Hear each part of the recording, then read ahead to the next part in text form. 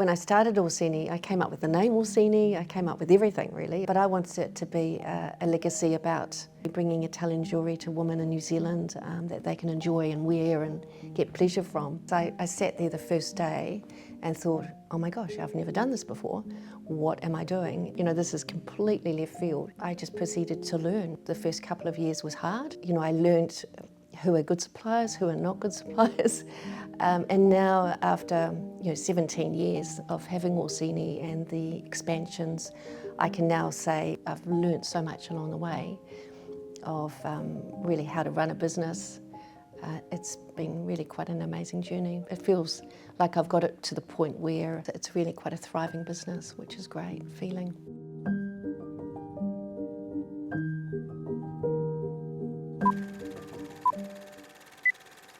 What made you go, oh, like I had said, you're obviously very talented and skilled at what you do. What was it that made you want to buy the small cupboard and pile? I know, what on earth possessed me to do that? There's probably a number of reasons. Some were circumstantial at the time, and I did work previously in a corporate role where they actually did those assessments where you go on the boot camps and you do all those full, experiencing each other's personalities for a couple of days over extreme circumstances. And I definitely was rated as being very entrepreneurial as well as other elements. And I'm constantly in the store thinking, what can I improve? What can I do? What's the next thing? It's just my nature. Okay. And I think really when you start up your business, you have to have an element of that. I don't think my husband would do that. He's probably more financial focused and quite different from me. Yeah. I'm always the one that's going, let's do this, let's do that, and willing to probably step outside the comfort zone a little bit, which you need to be able to do just to start.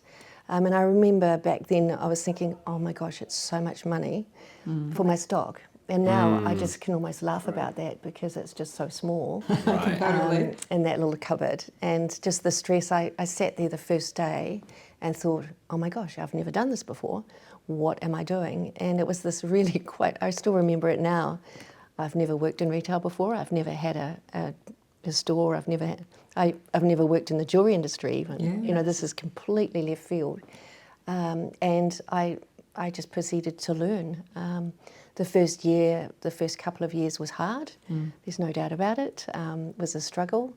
And, I learnt who are good suppliers, who are not good suppliers. And now after, 17 years of having Orsini and the expansions, I can now say, well, I've got, quite a significant stock. But, I've learnt so much along the way of really how to run a business. It's been really quite an amazing journey, but it's great. It feels like I've got it to the point where, it's really quite a thriving business, which is great feeling. So if you'd never ran a business before, where did you go to get the knowledge, the know-how? The knowledge and know-how. I think it's the life experience, a lot of it as well, and relating to people. A lot of what I do is with people. Yeah. As with many businesses, and you need to be able to, I think with jewellery probably one of the biggest things is integrity and trust. People want to know that the diamond that you're getting or the gemstones or the gold is authentic, and I'm really fussy about my suppliers and who I work with, and that personal connection with people, that you're listening to them, that you're helping them. I've probably also got a very creative, well, I do definitely have a very creative brain and mind. Even back at school, I always excelled as being the winner of any art award every year for all of my schooling. So I have a very visual mind, and I can visualise what looks good on someone, what doesn't, and also be able to visualise what they describe to me. If they're wanting a ring, if they're wanting a piece of jewellery for an event, I'm looking at them thinking, what's their style? What are they going to wear? What suits them? What gold suits them? And my mind's just going a million miles, but I'm putting it all together constantly. And I think that's why people come and see me. And the staff have certainly picked up on that over the years too, and picked up on the knowledge. Okay. So where do you think you got that entrepreneurial mindset and the creativity? Is it something that your parents taught you or encouraged in you, or? I think, yeah, it's just me. I think I am a very visual person. I think some people are born definitely being creative and having that ability, and some people just can't paint or draw to save themselves or have that ability. But having Orsini, it's not just being creative, it's actually all the other elements as well to running a business. And probably my background in corporate helped. And then from a personal perspective with people and trust, I was a midwife for many years. That is a skill set change. Whoa! Yeah, I was. So out of school, I went on and did nursing. Oh, wow. Yeah, Okay. so I was a registered nurse back in the day where you did your 3 years of training and then you had to work for a year. The sister at the time said, I think you'd be an amazing midwife, and the hospital funded me to go on and do midwifery. Oh, cool. And then I worked in that field for quite a few years. And then I went into the corporate field. And how did the change go from midwifery to corporate? Corporate. It was probably my midwifery skills actually then crossed over into the corporate world. So yeah, I got approached to go and work for a company which sold fertility drugs. Yep. And of course you need to know about fertility. And then I worked for another company which was in the UK, and that was also corporate. Yeah. And that was equipment and theatre for gynae surgery, Yes. so I helped surgeons with that. And then I worked selling other women's health products. So all the way through I've sort of been working in the women's health area. So it was sort of this journey. And then I ended up working for quite a big company and I think I had a sales team of about 20 staff. Wow. And was very much involved in a corporate management of quite a big company. And so some of those skills cross over, but it's not quite as big, of course, anymore. It's a little bit more manageable. So what made you change from corporate to jewellery? Corporate to jewellery, that's a good question, because that was probably the big journey across from corporate to jewellery. I was doing a lot of travel. My personal circumstances, actually, this is probably a big thing as well, is that you come to that whole realisation in life of what you actually really want. And I think that's where I got to. I got to a point where I'd gone through a lot of personal grievances or personal grief. I realised I couldn't have children myself. And so, again, a lot of your lifestyle is, well, for my friends, was all about having babies, creating a family. And I sort of felt a little bit like, well, what am I going to do? Because I had a lot of time on my hands.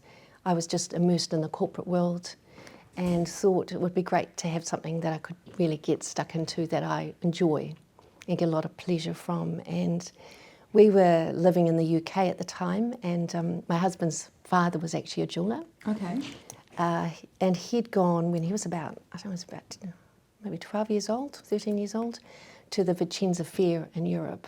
Okay, for those of us who do not know what that is, what is that? Sally probably has I heard about actually it. am not aware of it. You're not aware of No. the Vicenza Fair in No. Europe? Okay, so it's Educate quite... me. Yeah, no, it's quite an amazing fair. It's one of the biggest fairs. There was Basel Fair, that's actually stopped now, but Basel was the biggest fair. But the Vicenza Fair, Vicenza as a city in northern Italy is considered the goldsmithing region really of Italy. The north is very famous for goldsmithing, but just in this whole region is all these really amazing, talented goldsmiths and companies. And they have a fair every year, it's enormous, and Kent, my husband, took me along because he wanted to take me where he'd gone when he was, a teenager with his dad. And I don't know why, but anyway, we went along, and I said to Kent, oh my gosh, we don't have anything like this jewellery in New Zealand, because back then we didn't. Yeah. It's changed a lot since I started Orsini with the branded jewelleries, but back then it was very, very interesting to me, and I just wandered around the fair, and I had this little light bulb moment of, why don't I bring a bit of this jewellery to New Zealand? Because I was interested in starting my own business. I was thinking what I was going to do. And I thought I love this jewellery, it's beautiful, why not? So that's actually how it started. Wow. Were you still working at that time, or were you taking like some sort of break? No, I was probably still You were working in still London. yeah, I was right. still working in London, yeah. Oh, so you're living in London and then you went over to Italy Yeah, to check it it out? Because it was close as well, I imagine. It was really close. We did a lot of travel back then, and I was always in my mind thinking, what could I do if we go back to New Zealand? If I had, my own business, what would I do? Just constantly looking, constantly thinking, and it was just that whole experience of going there and thinking that to me was lacking in New Zealand and something I could bring to New Zealand. And It's something I'd enjoy. Yeah. And it's probably that enjoyment factor as well that I was looking for. Yeah. Because really, from a financial point of view, I was probably in a comfortable place where I thought, this to me was a bit more than a hobby, because it's a business. It's a business opportunity, but something that would keep me, I suppose, busy. Well, definitely keeps me busy, but it fulfills a part of my life, which is really, really quite neat. I enjoy going to work, and I get a lot of pleasure from what I do, and that was probably what I was looking for. Yeah. If you think back to those first couple of years in business, because often when people create businesses, it's that first kind of couple of years that are the most difficult, and often people get 18 months, 2 years into it, for whatever reason it falls over. If you think back to then, and you yourself said that it was quite tough, what are some of the tough things that you went through, and what did you do to keep yourself motivated but also to get through that? Get through the tough times. I think it's just that determined sort of nature that I suppose I must have, where if the going gets tough, you just actually just go through the grind. Yeah. And it is a bit of a grind, and just stay the course, really. You can't suddenly think, oh gosh, I've changed my mind, what on earth am I doing? And there has been moments where I've thought, what on earth am I doing? That I work 6 days a week, my friends don't work 6 days a week, or there's elements that are not as easy when you've got your own business. Yeah. And it's retail, so it's retail. Your weekends are important. Yeah, exactly. But, I've just really made it so that, probably along the way, I've made it so that I enjoy it more. So when I first started in the cupboard, it wasn't that great, because it was tiny, it was cold, it was not particularly pleasant environment, and and I then decided, I'd like to go into the space next door and make it bigger. So I did that, and I just made a way of making that happen. And then, that next stage that I've gone into this new atelier space and expanded Orsini for the third time, again, it was making it so that it is a bit of a lifestyle-y place for me as well. I love going to work, I enjoy the environment. So it's changing things so that it isn't a grind, that, it is actually a place that I enjoy going to work at. And the team around me as well. Okay. So they're really important to, making that, a successful business. So I do have a bit of time off now, which is great. Yeah, having good people around you makes all the difference, right? Oh, it does. Yeah, absolutely. So did you ever have a moment when you were younger, or not when you were younger, where, you were like, okay, I want to build our wealth? Mm-hmm. Was that ever a thought that crossed your mind, or it evolved over time? I think as a person, I'm always thinking how I build my wealth. Yep. I grew up probably with a working class family, and I remember, my mother would always not worry about the bills, but it was always a concern. In the back of my mind growing up, I was aware of that. And I just wanted to make sure that whatever I did it well. And my parents were really, really hardworking, and I've probably got that same psychology as well, that I'm not one to sit around and play golf or play tennis. That's just not my psyche. Would be nice, but I get a lot of pleasure from, making my life what it means to me of wealth is having a successful business. And maybe that's not the same to other people, but that's important to me. Okay. Yeah. And so there's you yourself and your husband. Did you have a conversation with him early on in the piece around what you guys wanted to build together in terms of your wealth, and then how much input did he have in terms of you building your business and that kind of thing? Yep, I think He's incredibly close and active, right? Yeah, He's he is. awesome. He is. He's amazing. Probably a lot of the success is actually because of my husband Kent. Even though I've got the entrepreneurial side, he's got very much the analytical brain and the ability to offset that with me, which is great. So he has a full-time job. He works as a CFO for another company and has always been in quite senior financial roles. And he brings a lot of, in the background, guidance. So he doesn't do my day-to-day finances. I've got another company that helps with that, but he's certainly my sounding board and has an incredible amount of knowledge, which is brilliant. Really, really good. Okay. Yeah. That's really, really good to hear. Being a female creating her own business around jewellery, you mentioned earlier that you were probably one of the first in New Zealand.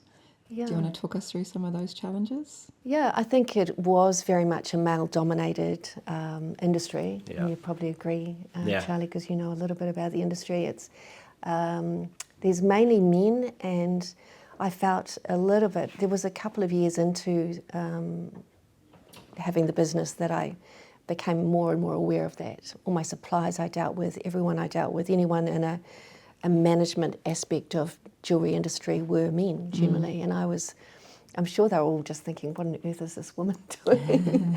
They're also the industry is also quite a grumpy bunch of people. Oh, yes. Yeah, no, absolutely, and I'd bounce along being all cheerful and, isn't this great? They must have also thought, what is she doing?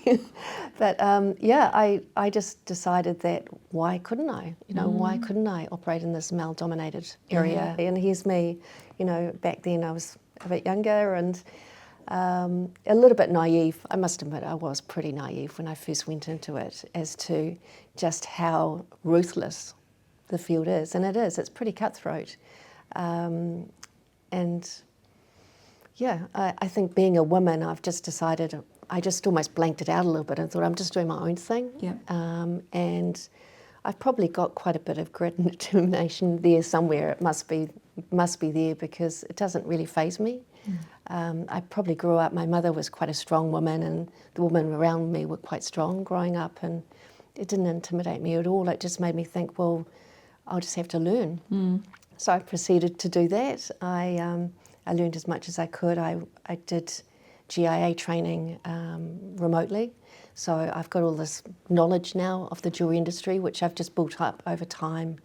I went and became a diamond grader, so I can grade diamonds, and got that qualification. And then just going to Italy every year, I'm just constantly always asking, and Kent's particularly good at this, he's always asking why. He's one of these why people. And I'm always also quite curious about how other people operate, how other businesses operate.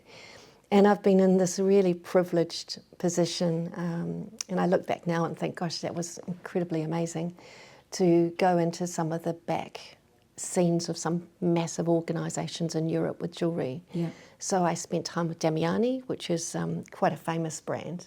And in Milan, they actually took me into the back rooms. I also did the same with the Marco Bicego. When I go and see Marco Bicego in Italy, I spend time, actually watching the jewellery being crafted, and also the same with Pomelato. So they've taken me and actually showed me how they prototype the jewellery from start to finish, and watch the jewellery being made. And, I might be having training with somebody from Qatar who supplying jewellery to the Royal Palace, and here's me from New Zealand.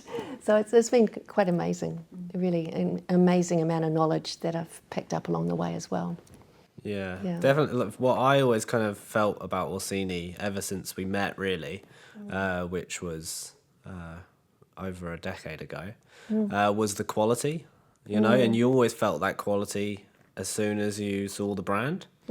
And like when we think about what we're building, I've definitely taken inspiration from like the quality that you have tried to curate through Orsini. and it definitely comes across, and I think obviously that's why your customers keep coming back. Yeah. So that's something that I thought was cool, and obviously bringing that quality jewellery where you can even tell, I know a lot about jewellery because I worked with in the jewellery industry for a decade, and the quality of metal from the brands that you work with, because I've worked on some of it, is the metal is better. You know it's better. You can feel it's better when you work on it. It flow, like all the metal flows better. Yeah, absolutely. Whereas you deal with other providers, it's very difficult to work with. It's quite hard metals. Yeah, Oh. It's sort of this knowledge that I've picked up, and you're obviously aware of as well over the years, that when I first started, it became actually a very important aspect to what I do. Maybe it's because I worked in medicine. Maybe that to me, average wasn't okay. It always had to be excellent. Yeah. And everything I try and get, I always try and make sure that the quality of the metal is good. The diamonds are a beautiful quality, that just everything along the way, I'm just quite particular. And I think in jewellery you have to be.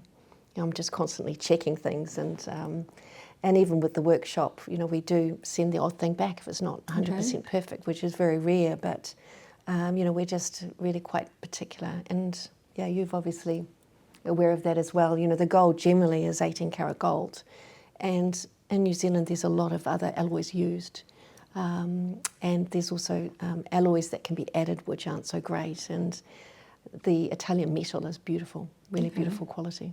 Okay. And the diamonds as well, all my suppliers, so everything in the store is natural diamonds. And there's quite a lot of controversy in the jewellery industry at the moment, and change because of the laboratory diamonds. Yes. So all of my suppliers have very expensive equipment that they use to screen the diamonds to make sure that they're natural, and that they're not using laboratory diamonds. So there's information out there that, you are the people that, the 5 people that you spend most of your time with is kind of, you are the sum of that. What kind of people have you surrounded yourself with to enable your success? Because you're obviously very successful at what you've done. Thank you. I think it's the team of people. I've had really amazing staff working for me. I've had Frankie working for me, who Charlie knows very well. And Frankie worked with me many years ago, and now she's just recently come back. She's had 3 children in the meantime. And I'm just really, it's people that I trust, which is, of course, being in a jewellery industry is really, really important. I've got my nephew Harry, who came out of university, and he worked for me one summer, just in in the holidays, and I was really surprised. He said to me he really enjoyed it, and when he finished uni, he wanted to work for me, so that was pretty cool. That is cool. So he'd done a marketing degree, and he works for me pretty well full time now, and has for many years. And he's a great asset. He's done a whole lot of training now. He knows as much as I do. He's fabulous. So I've got a really good team of people around me. Kent, of course, with the financial background, which I can't underestimate, because he can just look at something and just look at a financial sheet and tell me immediately how we're going, which is really, really important to helicopter view a business. And it is quite complex. We have a number of brands, we have different exchange rates, we're constantly bringing in different shipments. So we've got systems in place and processes in place to manage that, which is a really big part of a jewellery business, the inventory management. I'm just trying to think what else is really, really important. In the background, I've also got a finance company that does my accounts. They're based actually remotely in Tauranga. Okay. A lovely team of women that help me with my finances, or entering invoices, etc. I've got Taryn, who works a couple of days a week, and she's got a little bit of marketing background and helps me if I'm doing events. A really good team of people. Your events are also really good, right? And the people that come to your events. Fantastic events. Really lucky. I've worked with a number of different organisations over the years, and usually I've been approached, which is really, really nice, but the Northern Club, I've done quite a few events with the Northern Club. I've also done my own events every year, which is at Non Solo Pizza. Oh, yes. And the reason why it's just up the road from Yeah. me in Parnell, and a big aspect to anything I'm doing is security. Yeah. We live and breathe security. And it's really nice because the models get changed into the jewellery in the store. I've got security guards on the street, and then they just go from the store up to Orsini and back again. Yep. But there's no way I'd get insurance to take all my stock Yeah. to an event. Awesome. You know, it would just be too much of a risk for me now with all the ram raids and all the problems going on. I just prefer not doing that. So Non Solo Pizza have been working with me for many years, and their courtyard area is fabulous because it's a lovely Italian environment. Yes. And the models often wander around and the women have a lovely lunch, and it's great. I think everyone has a wonderful day. And another aspect which is really big for me is giving back. Okay. Probably because that's just my psyche, and being a midwife, it's quite important to me to give back to the community and health. So I every year give back to the Gynecological Cancer Foundation. Oh. So I've raised quite a significant amount of money over the years through my events, which it gives me pleasure, and we also try and educate as well. So I've done quite a lot of that over the years. I was working actually running the charity for a couple of years in the back room of Orsini, which was a little bit of a challenge. Probably one thing that I made a mistake with was that you can't really run a business and try and do something Yes. at the same time, because you can't underestimate, how much time is involved really in day-to-day running of the business. Yeah. So how successful have you been at maintaining that kind of balance then? So you've said, it's taken up a lot of your time and you're very happy about that, but, there's obviously other facets to your life. So how have you gone about trying to balance that out as much as possible? One thing my husband and I do try and do each year is we go to Italy and we make that our holiday. Okay. So I see my suppliers and then we have time out just to really relax. And being overseas is great because I just don't get contacted with the day-to-day things. The time zone is brilliant. Yes, yeah. People aren't going to contact me in the middle of the night. And we try and go to some beautiful places and do some adventures together, which is really lovely. On a weekly basis, probably I spend maybe a bit too much time at Orsini, if I'm really honest with myself. I think that's the trouble when you've got your own business. Yeah. It is quite all-consuming. And I've tried to manage that. Some days I go in late, and then Sunday's quite an important day for Kent and I, that we just make it a day where we, spend time together or do things we enjoy together. And we have outlets as well. We love sailing. Yep. So we've got a yacht and we go sailing quite a bit. So that's our summer holiday, is often on the boat. That'd be amazing. Yeah, which is really nice. And you guys close a little bit over Christmas, right? We do. We shut down over Christmas, and I usually go up north to the Bay of Islands and go sailing and just really switch off. A lot of the bays as well have got no reception, so it's brilliant. Oh, yeah. Is that being non-contactable, right? It makes all the difference. It's actually really hard to go non-contactable now. I can't believe how hard it is. True. Even on an aeroplane, because you used to get it on the aeroplanes, right? You're like, I'm disconnected for, especially if it's long haul, minimum of 12 hours. It's a bizarre feeling, and now we have the internet even on the plane, so. My, off topic, my phone broke a couple of days ago, and I was like, holy moly, like, what am I going to do? My husband can't contact me. I've got all my apps phone to run my life and that. And I was like, this is not a good thing. It's not a good thing that I'm so reliant on it. No. There's a guy I love called Naval. We've talked about him a bit on the pod. He's an entrepreneur and he made a 3-hour podcast, How to Get Rich Without Getting Lucky. Oh, wow. You should listen to it. It's amazing. Okay. And actually, your kind of ethos is very closely aligned to his anyway, around kind of, integrity, kind of how you've designed your life is very similar to how his approach is, but it's a really great listen. And it's How to Get Rich Without Getting Lucky, which is actually, that's because it's a great title for getting lots of views, but actually it's just about how you kind of find peace and happiness. And what we find with the episodes is that we find that people want to generate free time, or like you and definitely like myself, your business is your pleasure because you enjoy it so much. You don't need an alarm to get up in the morning. You're already thinking about it in the nighttime.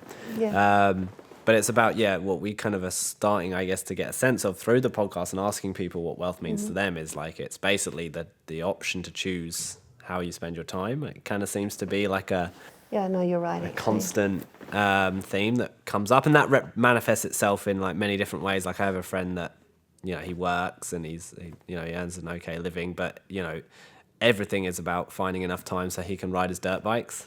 Okay. He loves dirt bikes and taking them apart and putting them back together. I'm like, dude, this is a job. When I go there in the evening and he's just taking apart an engine, I'm like, what is going on here? It's finding your pleasures as well of what you enjoy doing, and there's a discipline to some of the things I do that I think, oh gosh, every morning I do yoga, for instance, and it's part of my. I feel like I must do that because that's important, is to keep flexible and stretch, and it's good for the mind, a bit of headspace, and I make that quite a discipline. Probably the other aspect is just getting some exercise, and I've forced myself to belong to a gym and try to get that balance in. Just got to always try and balance things out, that it's not just all about work. So true. Because it could easily just be all-consuming with a business in retail, because you've always got people contacting you. There's always emails. There's always something I can do. And what was my thought process when I was mentioning him was that he has this thing now where he will force himself for a period of time to, no matter what thought he gets, which will typically in our case be about our business, right? He refuses to let his mind go to that next level. Because how you'll always find you'll have an idea and you're like, oh, I'm thinking about this. And then in your head you're trying to like connect and progress that idea and flesh it out. He is like, no, if it's between this time and this time, 2 and 5 today, I'm not going to let my mind go. Exactly. No, it's really interesting. I'm like, I should try that more often. I think as well, social media is quite all-consuming too, and it's becoming quite a big thing in jewellery now that we are expressing ourselves through social media, which never was there when I first started Orsini. It was just, you wouldn't even consider that we'd spend hours thinking about what we're going to post and do and photograph and capture. But people will glance at it and assess your business quite quickly through social media, and it's a really important element of what I do. So I've got systems now to help me manage that so that I can switch off.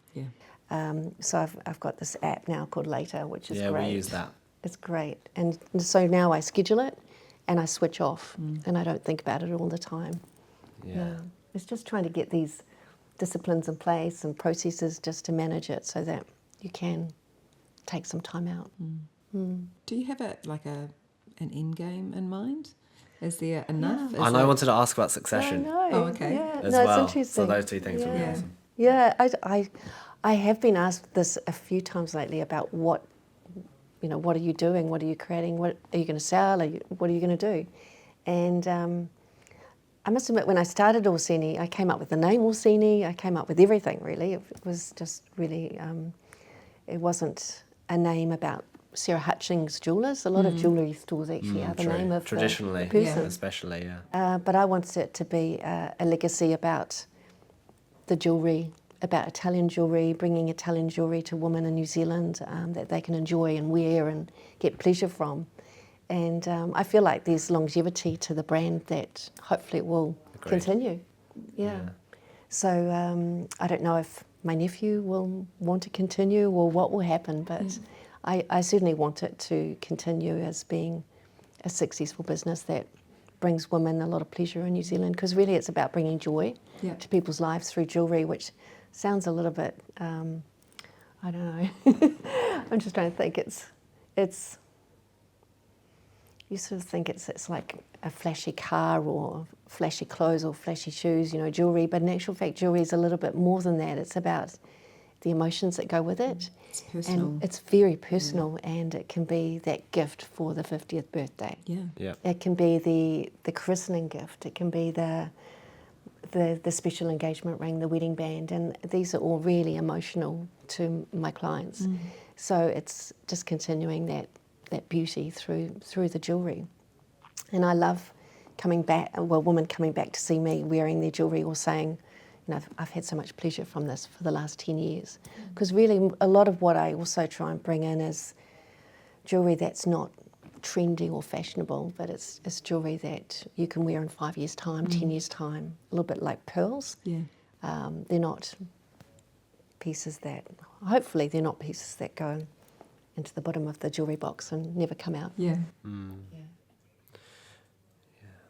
And everyday luxury is a word that I use a lot in Orsini, that it's jewellery that women can wear every day. Yeah. Yeah, we've got a couple pieces, and it's often it's sometimes can be connected to a memory as well, right? Yeah, or a milestone absolutely. other than just obviously, you know, birthdays and such. It could be some event that happened, and then you have this piece of jewellery, and you're always it's connected To that event. to that, and that's kind of like art as well. I would say that design, like the Italian designer jewellery is almost is very similar to art in a sense. It is. It's handcrafted often, and they put their heart and passion into the creations. When you meet the designers like Marco Pacheco, I've spent a lot of time with him, and he's very passionate about what he does. And it's nice that I can share that with my clients, that this isn't just a piece of jewellery that's been mass produced. It's actually, you know, it's got a little bit of heart and soul. And you've certainly made jewellery, and you know, sometimes you do spend a lot of time and effort creating this piece, and it's nice to know that someone loves it and gets pleasure from it. Yeah, and with engagement rings and stuff and the handmade side, you kind of, like I remember once doing a specific hinge for a customer that had arthritis, but it needed to be in a very specific way. So that whole ring was designed around, being able to obviously remove it if you needed to. And those kind of, design thoughts are kind of interesting. And then I've been on the other side where you're making a couple hundred pieces in a day. Yeah, exactly. Yeah. And it is a very different it's a different, very, very different approach for sure. Yeah, No, it's good. absolutely. Well, how do you find, like, I guess this is more of a technical, interesting question that I think Kent would probably also think about, but how do you think about your stock, you know, like, and how you manage that in the business? Because it's like it's an asset-heavy business in a way. It is very asset-heavy. I don't think Kent's very impressed with that aspect of it, actually, if I'm really honest with you, because from he looks at things really big picture, and you think of different businesses. You could have a food business, for instance, or another type of business where you may put, say, I'm just guessing, maybe $200,000 into the business or $100,000 into the business. My stock is over, well, I won't go into numbers, but it's over $1 million, and it's a lot of money that's sitting on shelves, and people maybe don't appreciate just how much value is sitting there, but it is quite a big value. And you think, well, what could you do with that money? But it's a business. It's I like the fact that I'm employing staff, and it's a successful business, and I just get a lot of pleasure from that. And maybe we don't. For us, it's not all about money. Really, at the end of the day, it's about having a business that you enjoy, that gives you a lot of pleasure, but it's also paying the bills. But it's if you look at the amount of investment that's gone into it, it's probably not the smartest choice, if I'm really, really honest. It's really investment heavy. Yeah. That's what I'm trying to probably articulate. And I guess but it's less unknown now. And it's kind of funny. I bet if you looked at your stock levels when you first opened to now, you'd be like, what is going on? But then on the other hand, I sort of think, well, with the rise in gold price. True. Well, exactly, yeah. It's gold's actually been probably going nuts. Yeah. And especially over the last year. Obviously, you don't have stock. It's a little bit, jewellery stock is very different to like T-shirts. Totally different. You sort of think, it's very, very investment heavy. I find that I always found that side of the business very interesting, just because of my. I sort of feel quite confident about it though, because the rise in gold price. My stock, from a business point of view, if you think of a fashion business, my business has so much more strength because the stock is worth something. It's always going to be worth something. Got an intrinsic value. It's got a very intrinsic value, and also it's quite timeless. So it's never going to go in and out of fashion like some of the I get concerned when I hear about some businesses, and I think, how on earth do they manage their stock and their inventory when the fashions are changing so rapidly and so fast, particularly in fast fashion and clothing. It must be incredibly challenging, whereas we don't have those same challenges. Yeah, it's true. Yeah, it doesn't expire. No. Food expires, and then lower end inventory, obviously you then need to shift it, otherwise it may never sell. Exactly. Whereas jewellery is a bit different. It is very different, but I've gradually grown the business, and I've gradually grown the stock as well. And there comes a point where I'm sort of at that point where I don't want any more stock. And it's just always those things that you're constantly thinking about and constantly assessing from a high level point of view of where you want the business to be and just what makes it very successful. And that's where Kent's really helpful. Yes. Yeah, that because he looks at it from a bigger picture. And then so because you spend quite a lot of time on, especially Saturdays with Kent in the shop. Yeah, he comes in really just to hang have out. a bit of socialising too, which is nice, catch his wife. Yeah. But he also enjoys it. I guess it's a bit of a hack because you are kind of forced into many of the Saturdays to get some time together, otherwise Sunday goes very quickly. It does, it goes far too fast. But yeah, it's actually quite nice because we do actually enjoy working together, and he'll come in and he won't be maybe quite as focused as me. Yeah. But I think he enjoys it. He grew up with his father as a jeweller, and so he knows a lot about jewellery, probably far more than he realises. Yeah. Yeah, he told me some stories about when he went to the workshop, and that didn't last too long, I believe. No, I think, he certainly didn't want to be on the tools. No. I think he realised how hard it is being a jeweller, and I really do respect that my workshop, my jeweller who I've had for many, many years now, he works really hard, and I make sure that I do send him a thank you and say, look, that was a beautiful piece of jewellery that you've created, because and it's all that work in the background of jewellery making that we must appreciate as well. Yeah. It's a real craft, and people think, I remember when I used to say that I was a jeweller, people used to think that it was glamorous, and the reality is it is the complete opposite of glamour. It is hard. You can always spot a jeweller by their hands and their fingers. Oh, really? They're black and split. Actually, I'm you can so tell you're not a jeweller. I'm so glad. That was one of the main things that I was happy about, because, with the fine stuff, it's heavy. But when I was doing the fashion jewellery and I was making maybe a couple hundred pieces in a day, that was just manufacturing. Yeah, yeah. And at the end of the day, my hands would be bleeding just continuously, because basically you kind of file your skin as you're filing the jewellery, and eventually it will continuously bleed. And the worst is the cuts when you're sawing. You've got very sharp little saws. And one of those going in is it's really nasty. Horribly painful. Yeah. So it's physically hard. Physically hard, very hard. That was one of the driving factors for me getting out of the industry. Actually, was my body. And the polishing was a bit gross as well. Very hard work. Enjoyed it, loved. I learned a lot about building systems in the manufacturing process, and I learned a lot about gold and trade. I would trade gold from time to time when I was in the industry. So I learned a lot from that time. Interesting, yeah. And gold's just going up and up and up. Yep, it is an inflation hedge, that is for sure. So I learned a lot from it. But hard work. It's not glamorous.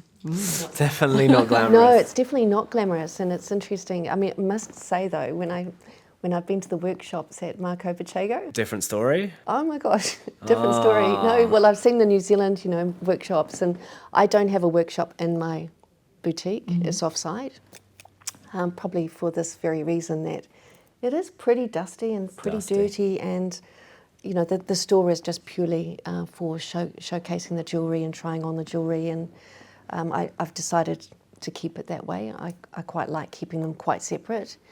from a security point of view as well. I just really like the fact that we've got that separation. With my suppliers overseas, you know, they've actually, it was quite a funny story. I'm going to tell you about. I went to Marco Pacheco and I had these wonderful high heels on with these pointy heels, and they were going to show me around this beautiful, beautiful, you wouldn't call it a factory because it's much, much nicer than that. They have this lead-lined door that you can barely open when you arrive to get into the building. And then the foyer has got this massive, big art work behind the desk, which is just spectacularly amazing. Then you spend time with Marco, and then he said, oh, I'll show you where the jewellery's made. Go down the stairs in my high heels through, and then I get stuck in the grill. So they have, my stiletto gets stuck in the grill. So I enter the workshop area, and all the base of the floor is grill. So To everything capture falls the through grill. it. Yeah. And so it's all this network of grills. Literally, I get stuck. Did you have to take your shoes And all off? the jewelers are laughing. And it was just one of those embarrassing sort of moments where you think, oh my gosh, you know, here I am going around with one foot without a shoe. And Did you get the shoe back? yeah, I did. It was a bit damaged and broken, but yeah. I did get it back. That's a smart way to do it with grills. The 'cause grills are amazing. what we would do, and in the industry, what you do as a jeweler is at the end, your kind of bonus for the year is basically sending you the carpets that you sit on, that you sit And under, extracting the gold and from you it. extract all the gold. Wow, so that that's is amazing. and then all the polishing as well. You get a lot of gold out of that. So that's kind of your That's your bonus. your upside for the year is at Christmas you'll go and you'll get it all refined. wow. Yeah, it's amazing. Yeah, how much, But especially grills is when you're better. working with 18 karat gold constantly and filing, it all goes into the grills underneath and gets sucked down into systems. And but there's the workshops themselves were beautiful. And there was quite a few of the men and women as well crafting, all from that village in that region in Vicenza. Would you ever And- buy a place there? No. You'd never buy a place in Italy. I don't think I would You would like never to buy a live in- $1 I Italian. know, in the villages. Yeah. We often get asked that, and I often think, wouldn't it be amazing to live in Italy? But having spent more and more time there, it's been over 20 years now that I've been going, I don't know if I'd like to live there. I think we always think the grass is greener on the other side, and I think there's this Kiwi thing. And after many years of travelling, I've decided that we're pretty lucky in New Zealand. For sure. We're very lucky here. I lived in London for many years, and I would often dream of, you know, being back here. And then you're back here, and you're constantly thinking, "Gosh, wouldn't you love to be back?" And it's just, I've decided that we are pretty fortunate with our lifestyle here in New Zealand. If you live in Milan, it's a busy, busy city, and if you live in the outskirts of Italy, I can imagine maybe having a little vacation place would be quite neat, maybe on the coast or somewhere like that. But we've got beautiful coasts here, and beautiful beaches, beautiful water. Yeah. Yeah, makes So, sense. apart from the fact that I probably need to get, you know, EU residency to Right. go and live there. Oh, yeah, but I was thinking more as a holiday home. Holiday home, yeah. I've often thought of a yacht, actually. Ah, I've already got a plan. Okay. Well, nice. I've even got the boat picked Oh, out. wow. I think I am actually one of these people that I am motivated as well by a little bit of the lifestyle. Yeah. And that is an important, you need something to motivate yourself to get up in the morning and to create wealth. Yeah. And I have images around the place of what I like to achieve and what gives me pleasure. I love the Grand Soleils. Right. It's a type of yacht. Yeah, right. Oh, So, cool. So yeah, that's like it becomes a goal. it does become a goal. Yeah, And then- it does definitely become a goal. And So there's I'd always like to gotta have be- one in the Med and Yeah. go up there every year. And it's nice to have something that you Aspire to. to. And I've always had things I've aspired to. Oh, nice. That's good. What advice would you give to someone who is starting out their business today?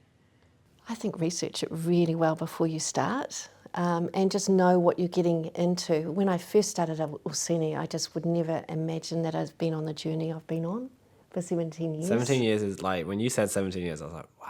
Wow, that's a I know. long time. I know. Well, it's probably when I first started and I first, you know, sat in that little cupboard to where I am now. It's been a lot of challenges along the way, and it's been. I would never have imagined that it would be what it's entailed along the way. I didn't research it well enough, I don't think. Okay. Not saying that I regret it at all, but I really had no idea what I was getting myself into. I think I was just really lucky that it ended up being something that I really loved doing. Right. Yeah, and get so much pleasure from. And Maybe that was because of that first light bulb moment when I thought, this is beautiful, this is what I'd love to do, we don't have this in New Zealand. I think you have to have something that's got that USP, that unique selling proposition, where you've got something that unique that you can really grow and do something with. And I think that's really important. Okay. Nice. Unfortunately, the competition now is pretty great. So when I first started, right. I was really the only one to bring Italian brands to New Zealand. Since that time, there's other jewellery stores that bring Italian brands in. I've got a jewellery store that's opened up right next door to me now. So there's competition, and I just sort of think, it just makes me think, well, I'll just do what I do better, because that's my personality. And I'm also just conscious of the fact that as long as you keep true to your values and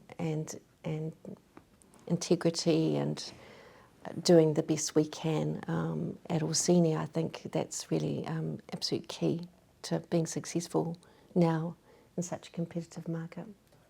I thought I could have gone into mum having cancer and that being a changing sort of psychology of, you have a stressful moment in your life, and maybe that makes you think of doing this. Was that close to when you started Orsini? Yeah, it was actually. It was a few years before I started Orsini, but I don't think it really was the reason. Right. Yeah, I think the reason was really that drive to do something new and that entrepreneurial sort of aspect. And you guys so you've never worked in New Zealand? When you came back, you instantly started Orsini? Because you went from the UK. Actually, no. I came back from the UK and then I worked in a pharmaceutical company. A little bit. Doing women's health again, for a little bit, for quite a few years, and then I started Orsini, And was it like a 2-year planning where did you like prepare yourselves like kind of for that? Like kind of to make the investment, I guess? No. It was quite No, quite it quick. was just a really, you had to have enough money to start that first stock, and then I started really with a very small amount, and then I've grown it, so it has really started. So the process of starting the brand, or Orsini, was actually just was basically like renting a store, coming up with the brand, and then just buying some initial stock. And a lot of planning. Yeah. Right. Cool. A lot of planning was in the initial stage. It wasn't just let's start a store. Yeah.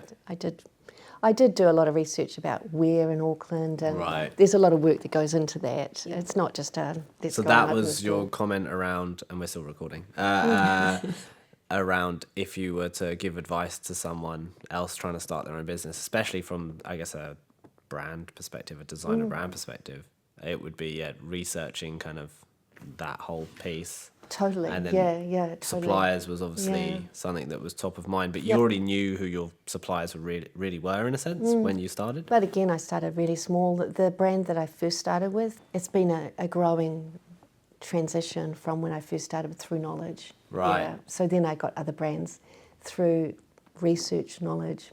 Is when you what bring I think would work well. When you bring on a brand, is it almost like it's like you're investing in that company, right? Because you're basically buying stock and then choosing to promote them, essentially.